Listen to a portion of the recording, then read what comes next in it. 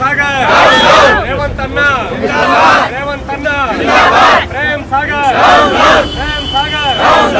ప్రేమ్ సాగర్ దౌర్జన్యాలు సాగర్ దౌర్జన్యాలు సాగర్ దౌర్జన్యాలు రేవంత్ అన్న న్యాయం చెయ్యాలి న్యాయం చెయ్యాలి రేవంత్ అన్న న్యాయం చెయ్యాలి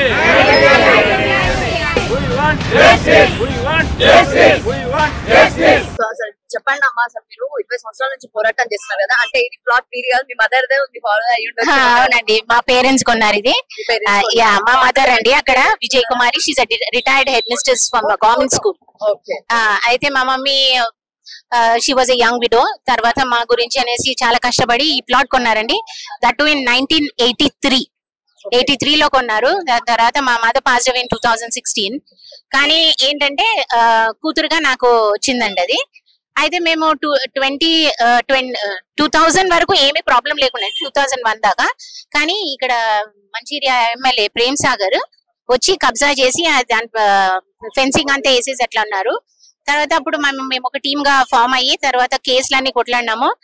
everything is into our favour only. LRS మా పేరు మీదే ఉంది, బిల్డింగ్ పర్మిషన్ అంతాను మా పేరు మీదే ఉంది. కానీ మేము అక్కడికి వెళ్ళినప్పుడు ఏంటంటే గుండాలు ని పెట్టేసినాడు అక్కడ. ఎవరు మీరు ఏంటి అనేసి మా మీద దౌర్జన్యం చేస్తా ఉంటారండి. ఆ ఇల్లులు కూడా కొంతమంది కట్టుకున్నారు, అంటే పర్మిషన్ వచ్చిన వాళ్ళు కూడా చూస్తుంటే అంత కూలగొట్టేసి మేము ఎక్కడైతే కలుసుకుంటామో ఆ ప్లాట్ నెంబర్ 83 లో ఎక్కడైతే మేము కలుసుకుంటామో అక్కడ మటుకు అక్కడ టాయిలెట్స్, అంటే మాకు విమెన్ కి టాయిలెట్స్ కూడా వాళ్ళు విరగొట్టేసి, రేకులు అవన్నీ విరగొట్టేసి మేము అక్కడ కలుసుకోకుండా ఇంకా మళ్ళీ మేము అక్కడ రాకుండా మమ్మల్ని బెదిరించి ఇట్లా చేస్తున్నారండి.